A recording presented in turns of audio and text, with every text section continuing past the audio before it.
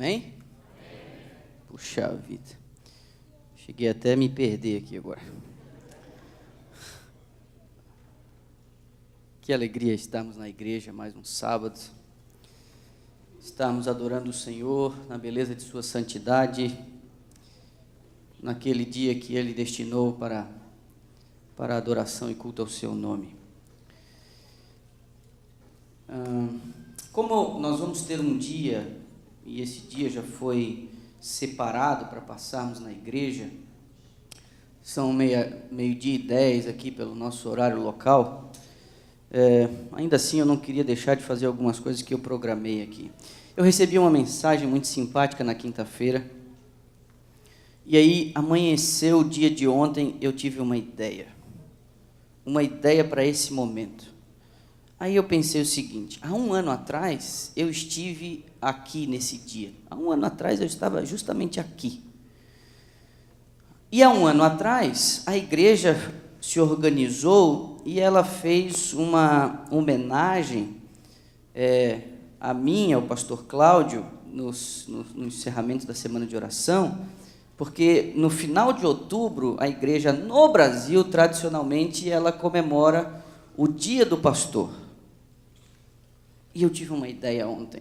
Nós teremos 3 pastores na igreja no sábado.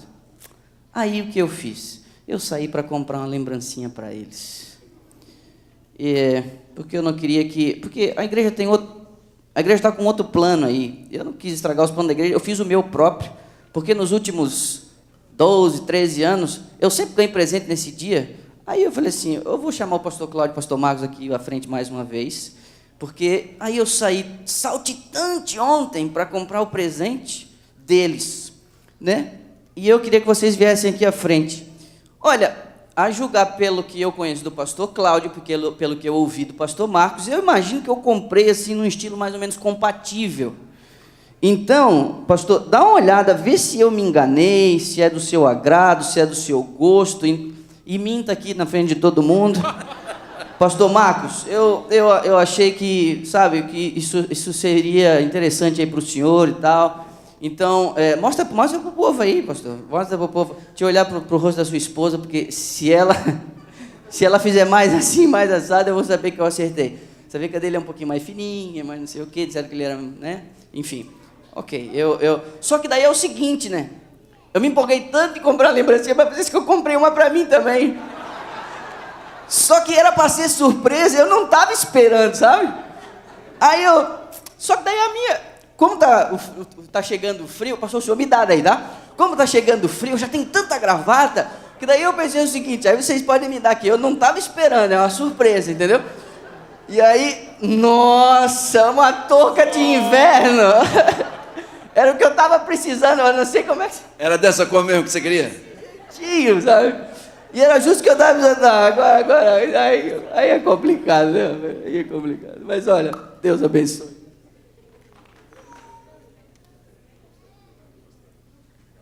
Eu estou me sentindo um Golias entre 2 Davis aqui.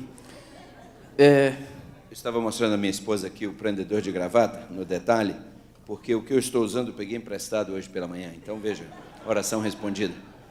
Você vê como é que a coisa funciona? Que coisa fantástica.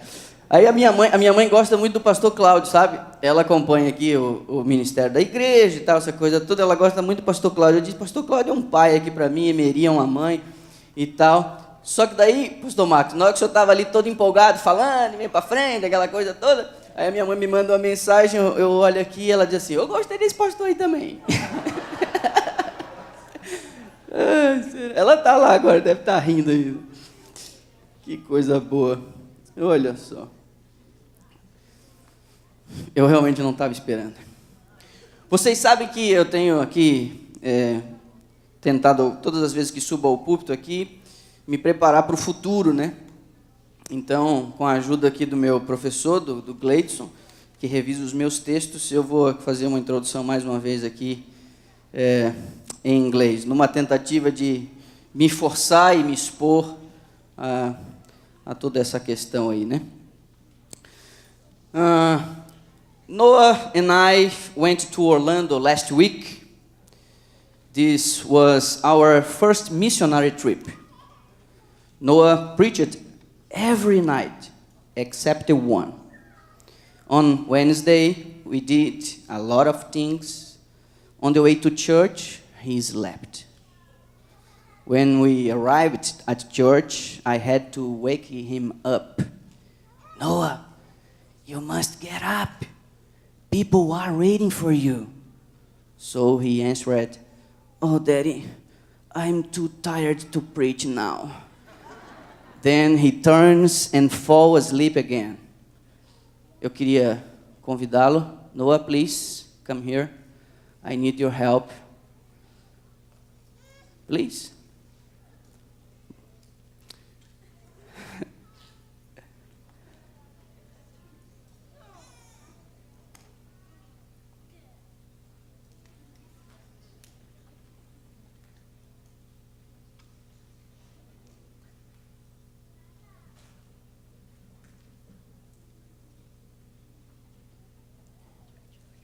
Dia 22 de outubro é um dia muito especial para mim e para a igreja.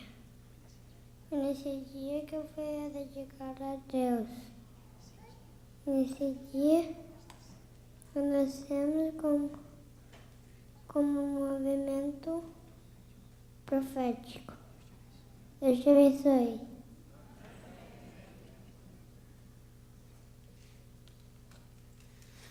O Noah pregou comigo durante uma semana, fez visitas, tivemos a chance de servir a igreja de Orlando na semana passada. Foi realmente uma experiência enriquecedora para nós.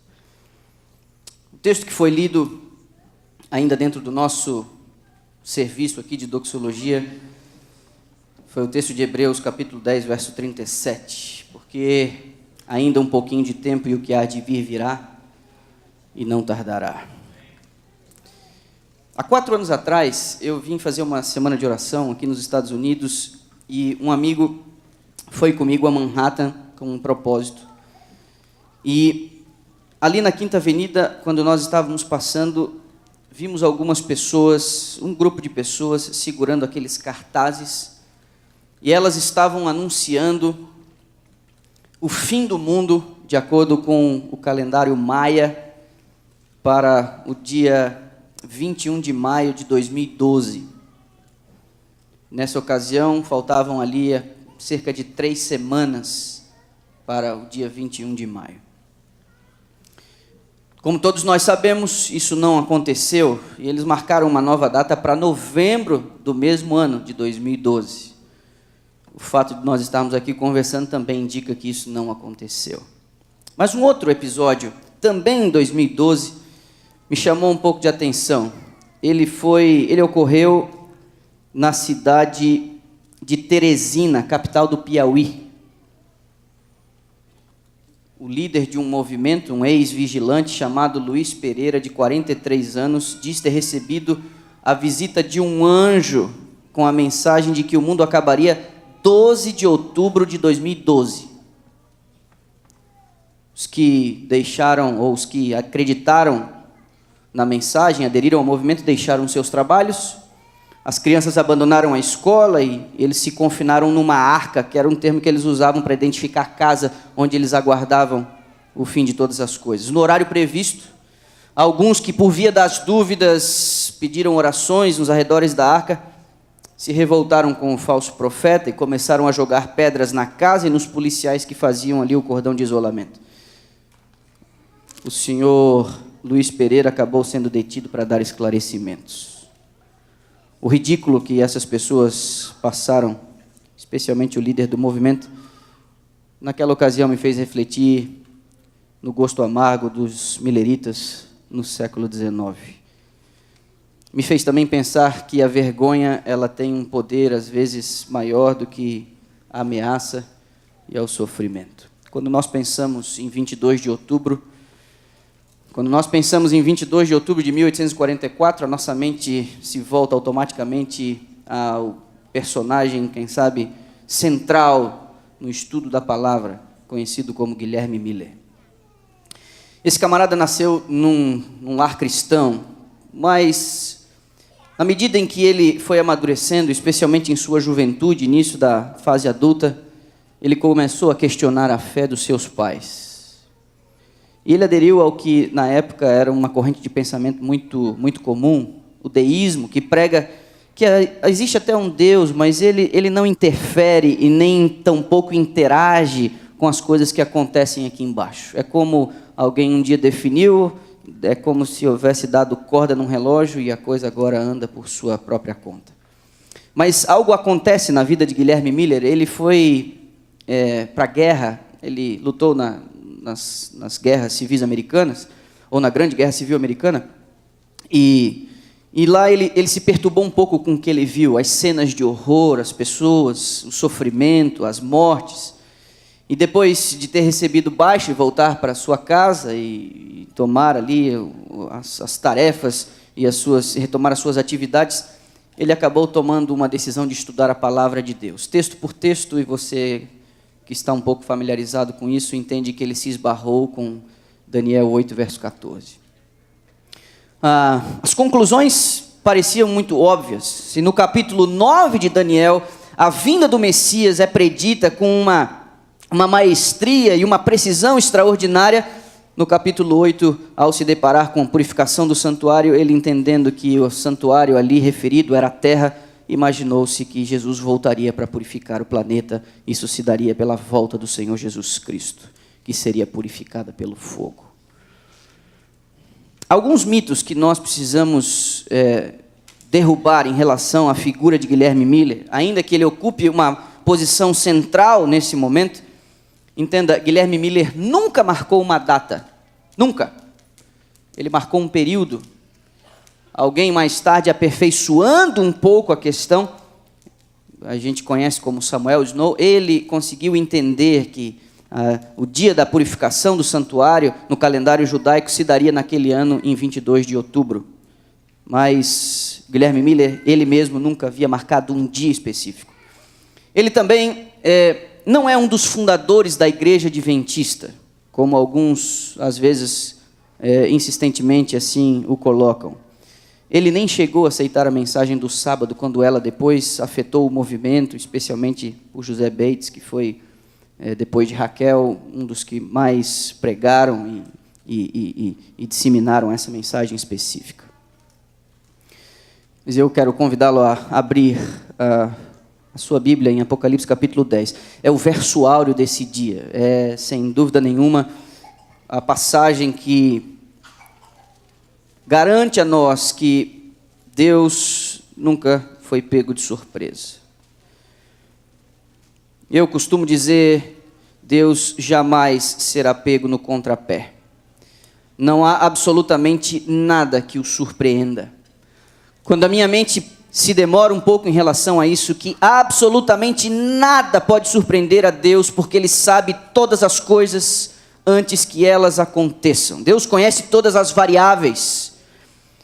E aqui alguns sentem uma certa dificuldade de conciliar o livre-arbítrio com o fato de Deus saber todas as coisas. Não é porque Deus sabe que você escolhe do jeito que você escolhe, mas é porque você escolhe do jeito que você escolhe que Deus sabe antes mesmo que aconteça. Não há interferência no seu livre-arbítrio, ainda que Ele já saiba exatamente onde isso tudo vai dar. Isso me atordoa, porque em algum momento da eternidade, ao criar seres angelicais, em algum momento, Ele criando Lúcifer sabia exatamente onde que esse negócio ia dar. E ainda assim Ele o fez. Porque para que haja uma relação perfeita entre o Criador e suas criaturas, deve haver o uso, o exercício da liberdade. E é aqui onde Deus, de alguma maneira, torna-se vulnerável, se é que essa palavra pode se aplicar a Ele, porque quando Ele decide amar, e o amor é vulnerável, Ele corre o risco de ser rejeitado. Assim aconteceu e assim tem acontecido. Livre, você é livre, mas ninguém pode pegar Deus de surpresa.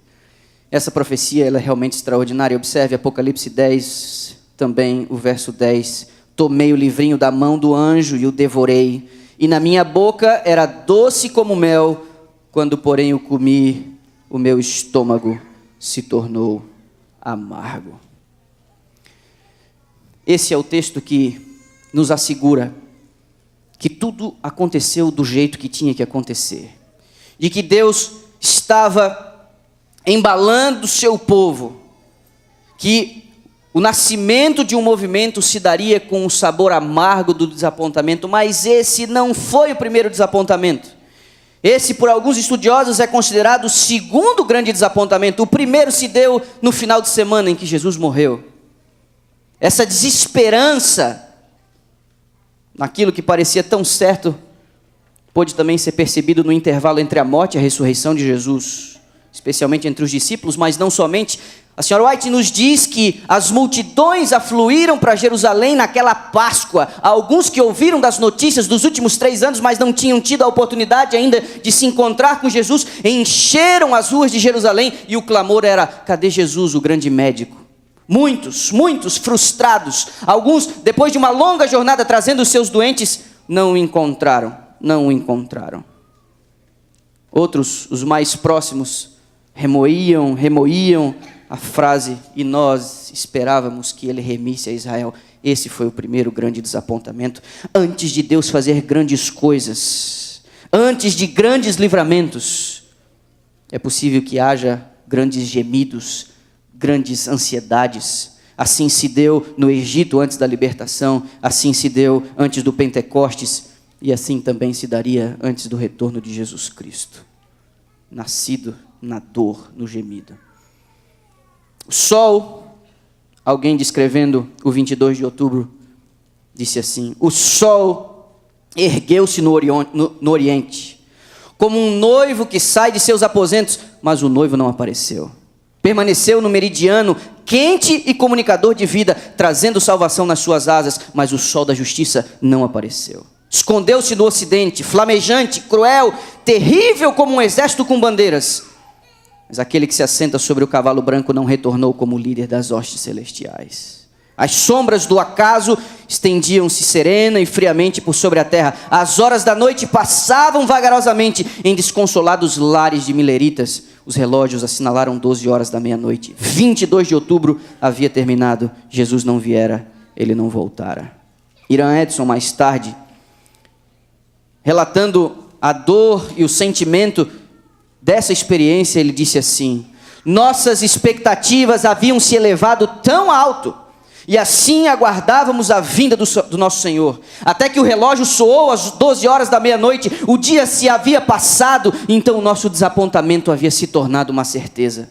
Nossas mais fundas esperanças e expectações foram derruídas, e sobre nós veio tal espírito de pranto como jamais havíamos experimentado antes. Parecia que a perda de todos os amigos terrestres não podia ter comparação. Choramos e choramos até que o dia raiou. Ponderando em meu coração, diz Josué, eu disse a mim mesmo: minha experiência do advento tem sido a mais bela de toda a minha experiência cristã. Falhou a Bíblia? Não há Deus, nem céu, nem cidade dourada, nem paraíso? Não passa tudo isso de uma fábula habilidosamente engendrada? Não são reais nossas mais fundas esperanças e expectações? Como eu disse, Deus nunca foi surpreendido e ele jamais será pego no contrapé. Esse quem disse foi Irã Edson, mas Josué Rimes se expressa em outros termos. Esses são os relatos primários de testemunhas oculares que amargaram o amargo sabor do desapontamento. Se alegraram nos meses que precederam a data, se encheram de uma profunda experiência, mas estavam lá, atentos, expectantes, mas sentiram a amargura de terem suas esperanças desapontadas. Josué Rimes, esse sim, disse assim: enganamo-nos numa crença a qual cremos ter sido conduzidos pela palavra e espírito e providência de Deus. No movimento do 7º mês, parecia um poder irresistível. Parecia haver um poder irresistível que prostrava todos perante ele. Sua mensagem alcançava corações em diferentes e distantes lugares, quase simultaneamente, e numa maneira que somente pode ser atribuída à presença de Deus nele. Produziu por toda parte o mais profundo exame de coração e humilhação de alma perante o Deus das alturas do céu. Causou um abandono das afeições pelas coisas deste mundo, uma solução para controvérsias e animosidades, uma confissão de erros, uma submissão diante de Deus e penitentes súplicas de todo o coração a Ele por perdão e aceitação. Somente poderíamos exclamar: quem éramos nós para que pudéssemos resistir a Deus? Esse também é o relato de alguém que esteve lá, de alguém que viu.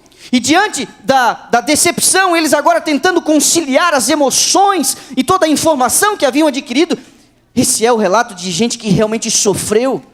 Eles não podiam negar o que Deus tinha feito neles nos meses que precederam o 22 de outubro. Eles não podiam negar isso. Tudo parecia tão certo.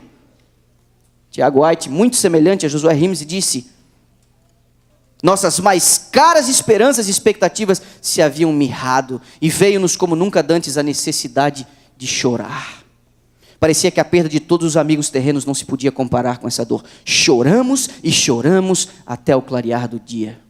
Ellen White chega a dizer mais tarde que os meses que precederam 22 de outubro foi o tempo mais feliz de sua vida. Ela era uma menina, uma adolescente. Ela viu seus pais aderindo ao movimento. Ela participou de reuniões e vigílias e orações, onde as pessoas examinavam o próprio coração. Não havia aqui nenhum interesse de fundar uma nova igreja, havia um interesse profundo e único de se encontrar com o Senhor Jesus Cristo. Ela disse: era difícil assumirmos os cuidados da vida que julgávamos para sempre deixados de lado. Foi amargo o desapontamento que atingiu o pequeno rebanho cuja fé tinha sido tão forte e tão elevada a esperança. E aí, quando eu li a matéria do pessoal lá de Teresina, no Piauí, eu confesso a você que não dei nenhuma risada. Eu confesso a você que tive empatia daquele povo. Apesar de nenhuma sustentação bíblica, apesar de apenas um grupinho tão pequeno, apesar de sei já lá qual foi a intenção daquele ex-vigilante, quando eu li a matéria eu fiquei assim, lembrei de um texto. Ellen White disse: necessitávamos de grande paciência, pois os escarnecedores eram muitos. Éramos frequentemente abordados com irônicas referências ao nosso desapontamento anterior. Ei, vocês ainda não subiram? Quando esperam subir? E outras zombarias semelhantes eram muitas vezes lançadas sobre nós, por nossos conhecidos mundanos e mesmo por alguns professos cristãos. Que coisa horrorosa. Você sabe, você conhece, muitos entendendo que Jesus voltaria, se desfizeram de seus bens, venderam tudo que possuíam, empregaram todo o dinheiro para imprimir papéis e revistas e folhetins que explicavam o diagrama, explicavam os cálculos, explicavam a mensagem. Outros, por não terem conseguido vender ou por não ter dado tempo para fazê-lo, deixaram a lavoura com os frutos da terra ali, porque não havia o mínimo interesse em colher. Afinal de contas, eles estariam em questão de semanas no reino dos céus. A revelação nos diz que pela misericórdia de Deus, os frutos da terra não foram perdidos. E isso deu condições de alguns se reerguerem depois da decepção. Mas o que eles conversavam entre si, você sabe, nós estamos em pleno outono aqui. E esse movimento, ele teve o seu epicentro numa região fria dos Estados Unidos, especialmente na Nova Inglaterra, onde o inverno é muito rigoroso. O pastor Marcos mora na região lá de Boston, sabe que o inverno ali não é brincadeira. E uma coisa que os pioneiros diziam, esses expectantes mileritas diziam, é que jamais teriam que passar novamente por um outro inverno, porque era outono, e Jesus voltaria, jamais passariam por um outro inverno, porque no céu esses extremos do clima já não podem ser experimentados. Às vezes, meu irmão, quando nós passamos por decepções, parece que um outro inverno vem se aproximando, trazendo as consequências de crises, de desapontamentos. Todos nós, de uma ou de outra maneira, precisamos atravessar um novo inverno. Até que ele venha. Ainda que a história nos forneça o nome desses personagens envolvidos, o que vemos aqui é a experiência agridoce do remanescente de Deus, predita na profecia. É agridoce porque em algum momento foi tão saborosa, enquanto eles começavam a digerir a mensagem, mas tornou-se tão amarga com a decepção. Essa igreja não é o resultado de um movimento dissidente. Às vezes, diante de pessoas que estão pedindo batismo, e foram várias as vezes em que eu tive que fazer alguma visita, uma visita pré-batismal, depois de a pessoa fazer os estudos, e aí estarmos ali com a data quase para marcar, para a pessoa ser batizada. Em várias dessas entrevistas, eu sempre fiz uma pergunta direta e cortante: por que você está querendo batizar-se na igreja adventista? Existem tantas outras. Por que a igreja adventista? Eu posso dar uma lista para você de pelo menos 5, 10 igrejas aqui no bairro, onde você poderia facilmente passar pela experiência do batismo, porque quem crer e for batizado será salvo. Mas por que aqui? Por que aqui? E nessas minhas visitas, eu fazia essas afirmações. Essa igreja não é um resultado de um movimento dissidente. Não são pessoas descontentes que deixaram as suas congregações, juntaram as suas trouxas e fundaram uma nova igreja, criaram um nome e agora começaram ali a fazer um movimento. Nós também não herdamos a disposição de alguém em fundar uma igreja. Não, o movimento dizia: fique onde você está. A questão não é você mudar de igreja. Não existe uma igreja aqui que está se formando. Isso é um movimento. Você onde está, na sua congregação, você se prepara para encontrar-se com o seu Senhor. Você examina sua consciência, você limpa a sua vida, você busca a justiça de Cristo, o seu manto de justiça, por sua graça, porque Ele vai voltar. Prepare-se para encontrar-se com o seu Senhor. Essa era a mensagem. Ninguém podia imaginar que uma igreja estava nascendo. Nós também não podemos nem determinar um fundador. Não há nenhuma pessoa, inclusive, hoje, presente, que pode reclamar os direitos sobre o patrimônio da igreja. Sabe por quê? Porque ela não tem um fundador. Ora, nós somos o resultado da profecia, nascemos dentro dela. Você diz amém? Amém. Num dissabor provocado por uma experiência frustrada, mas com uma extraordinária certeza naquele sobre o qual estavam baseados todos os cálculos e que certamente virá na conclusão de sua obra no santuário celestial. Um texto foi um lenitivo, um bálsamo para aquele grupo. Eu queria que você abrisse lá, Abacuque, o livro do profeta Abacuque. Eles se apegaram a esse texto, porque não conseguiam conciliar os cálculos tão precisos com a não vinda do Senhor. Abacuque está entre Naum, depois de Miqueias e antes de Sofonias. Abacuque é uma folha só. Ele traz ali uma mensagem que trouxe conforto e alento para aquele grupo. E aqui eles acharam força para continuar estudando, entendendo o desenrolar de toda essa coisa. Abacuque, capítulo 2 e o verso 3, eis o texto consolador. Porque a visão ainda está para cumprir-se no tempo determinado, mas se apressa para o fim e não falhará. Se tardar, espera-o, porque certamente virá e não tardará. Você diz amém? Texto extraordinário, um significado incrível. Eu encontrei uma pérola. Uma carta de Guilherme Miller, 3 semanas depois do desapontamento. Ele escreveu a um amigo pessoal, um companheiro de luta e de batalha. Ele escreveu a Josué Rimes, e eu queria ler para você um único parágrafo dessa carta, uma carta cheia de sentimento, uma carta cheia de sentimentos, alguns deles até desencontrados.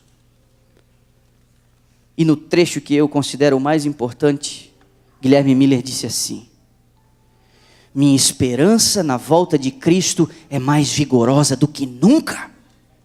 Minha mente está voltada para um dia, e neste dia permanecerei até que Deus me dê mais luz. E este dia é hoje, até que Ele venha. Que coisa incrível!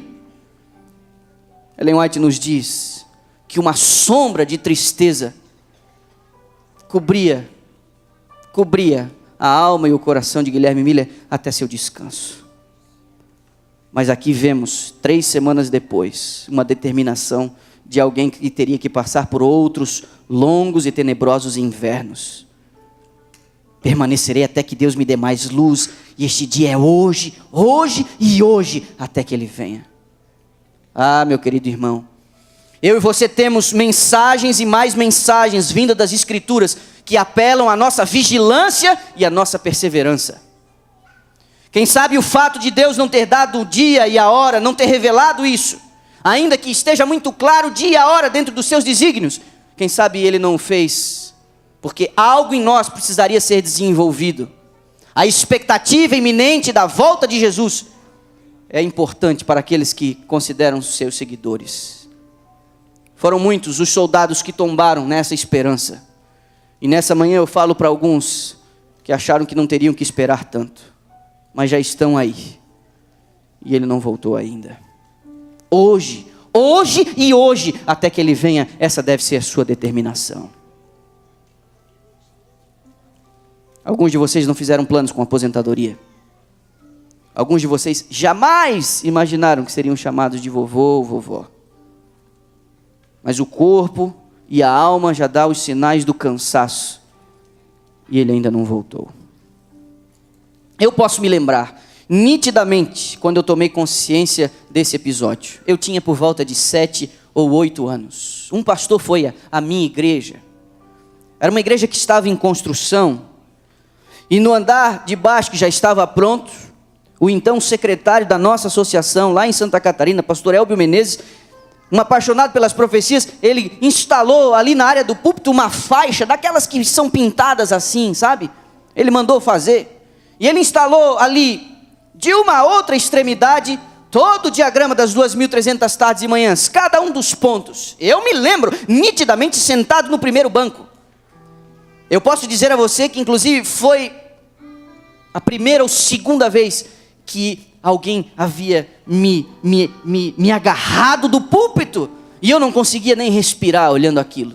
Eu me lembro. Os episódios que marcaram o final da construção do templo. Eu me lembro que a vinda do Messias, descrita no capítulo 9 do livro de Daniel, do seu batismo, sua morte na metade da semana, a morte de Estevão, eu me lembro, tudo aquilo ali. Eu me lembro, eu tinha 7 ou 8 anos. Fazia pouco que havia aprendido a ler. E já no ano seguinte, 1 ano e meio depois, num requisito do Clube dos Aventureiros, o meu pai me deu um livro na mão e disse, você tem que ler. E aos 9 anos eu li a história do Adventismo. Quem conhece o livro sabe que é um negócio desse tamanho e não tem uma gravurinha sequer. Ou uma ou outra ali. Aos 9 anos de idade eu li esse negócio. Me lembro, eu me lembro. E essa data mexe demais comigo. Mas nada me mexeu tanto com o meu coração, lendo este livro e me familiarizando com o 22 de outubro, nada mexeu tanto comigo, quanto a perspectiva dos filhos e da esposa do jovem ministro Carlos Fitt. Ele era um pastor da igreja congregacional, um jovem pastor, por volta de 30 anos ele tinha. Ele aceitou a mensagem dos mileritas 2 vezes. Na primeira vez, ele era pastor em Boston, numa grande igreja. Ela é descrita como uma elegante igreja em Boston. E um jovem pastor entusiasta, que falava inflamado, ele aceitou a mensagem, mas a pressão foi grande de sua congregação, de sua família, e ele recuou. A primeira vez foi em 1838, ele recuou. Mas quando ele já estava em New Jersey, ele não aguentou. E teve uma experiência com o Senhor e um encontro especial com Jesus Cristo. E pela segunda vez, agora ele abraça o movimento milerita. Os estudiosos da igreja classificam 3 personagens como ícones da voz do primeiro, do segundo e do terceiro anjo. A voz do primeiro anjo é atribuída a Guilherme Miller. A voz do segundo anjo a Carlos Fitt. Porque foi o primeiro ministro ordenado a ter abraçado a mensagem do advento e da volta de Jesus para essa data de 22 de outubro de 1844. Foi este camarada que fez o desenho da estátua de Daniel, e ele que, pela habilidade que tinha, fez o diagrama que era conhecido como o gráfico 1843, inicialmente pelas anotações de Guilherme Miller. Tão ardoroso na sua mensagem, ele trocava cartas com a esposa. Eu encontrei uma dessas cartas, 2 delas. Numa, ele escrevendo a ela, numa de suas viagens missionárias, pregando o evangelho, ele disse assim: minha querida esposa, eu imagino quais sejam suas muitas preocupações sozinha em casa. Deve ser muito difícil não ter um marido em casa para apoiá-la dia a dia. Puxa vida. Antes deles casarem, ela compôs um poema. Entendendo que casaria com um pastor, ela compôs um poema.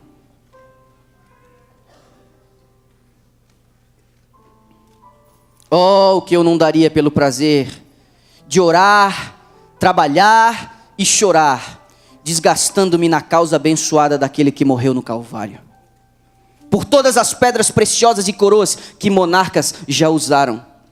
Você vai partilhar a minha sorte na vida e comigo pôr a tua confiança naquele que nunca falhou ao ser tudo o que minhas maiores esperanças visaram.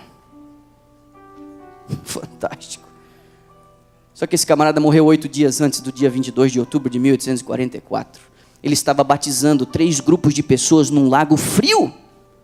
Em decorrência dos seus esforços das últimas semanas, e especialmente de ele ter entrado naquele frio, naquela água, sabe, quase congelada, para batizar pessoas que estavam entregando o coração para se encontrar com Jesus na próxima segunda-feira, ele sucumbiu e morreu.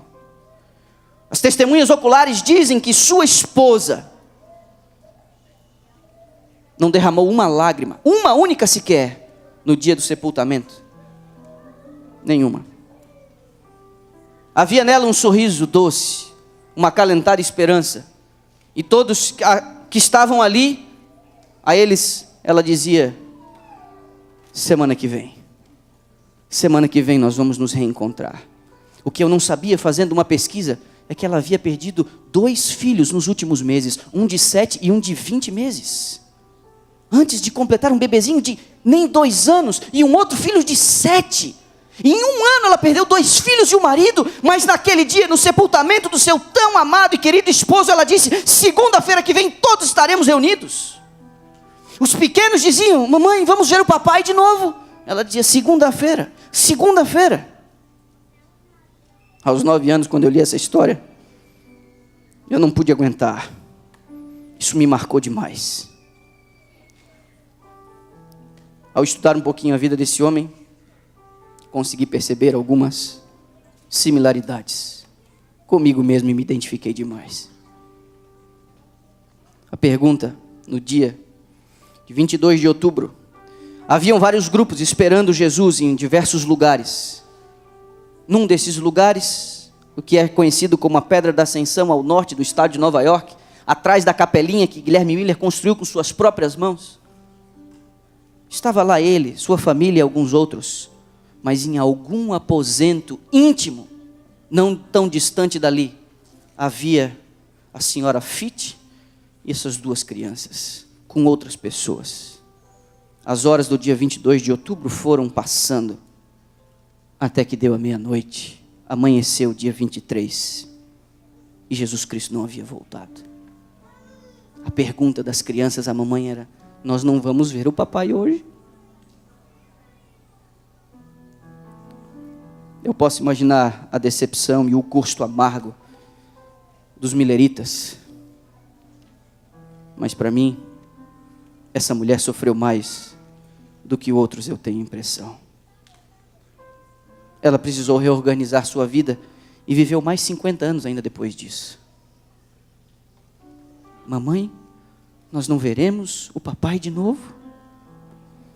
Amigos, no dia de hoje teremos a oportunidade de refletir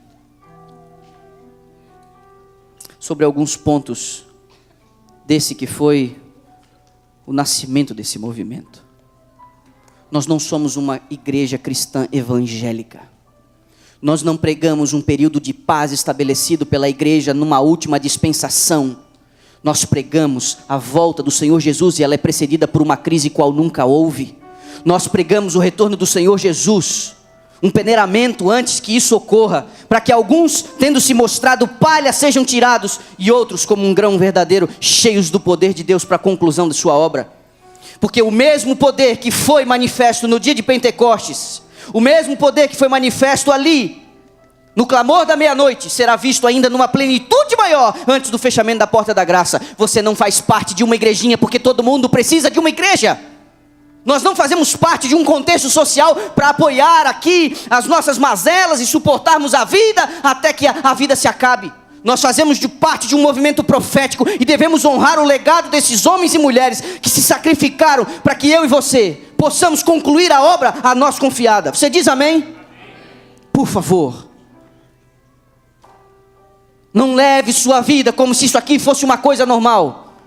Não venha para dentro desse espaço aqui como se essa fosse uma igreja normal. Não, não. Nascemos dentro da profecia. Tão certo como foi o desapontamento, será o glorioso triunfo do remanescente. Assim será. Assim será. Claudinho e Elton vão cantar uma música. Eu queria hoje com essa canção incentivar você a uma decisão importante. A decisão de levar a sério e honrar o legado a você confiado. Essa música insiste conosco. Aqui, mesmo diante do silêncio de Deus, possamos confiar, porque Ele prefere fazer a ficar tagarelando. Nós, diante das incertezas, nós, diante das crises e do desapontamento, olhamos e às vezes a nossa oração é elevada ao céu e é como se recebemos uma carta de volta dizendo: destinatário não encontrado. Não, meu amigo, Deus prefere agir a falar, e Ele vai agir. O apelo que eu faço a você essa manhã, usando essa música como uma ajuda e um incentivo, é que você leve de fato muito a sério o movimento do qual você faz parte. Que você leve muito a sério o chamado a você, o chamado que foi feito a você. No livro de Abacuque nós lemos: vai tardar, mas não vai falhar. Você precisa estar pronto. A espera da volta de Jesus pode durar apenas uma única vida, a sua própria. Você não pode esperar mais do que aquilo que você pode viver. Pode ser que a sua espera seja encurtada a qualquer momento, porque eu e você não temos poder sobre o instante seguinte. O apelo nessa manhã quer você dizer ao Senhor: eu quero aguardar tua vinda de forma devida. Quero olhar para o céu com grande expectativa e dizer: este é o Senhor a quem eu aguardava. Enquanto eles cantam, se esse é o teu desejo, eu gostaria que você ficasse em pé, para que houvesse o registro nos livros celestiais. O Senhor leva muito a sério a sua decisão, e eu de fato tenho a impressão que haverá um registro. A visão ainda é para o tempo determinado, e até o fim falará e não mentirá. Se tardar, espera-o, porque certamente virá e não tardará. Vou estar orando por você aqui. Olá, queridos amigos e irmãos que nos assistiram pela internet. Estamos muito felizes porque vocês estão nos acompanhando.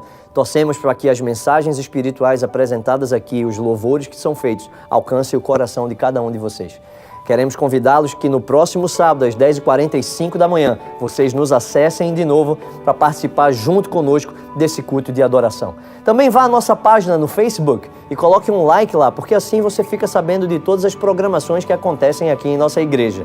Enfim, que Deus abençoe a todos e que tenham um feliz sábado.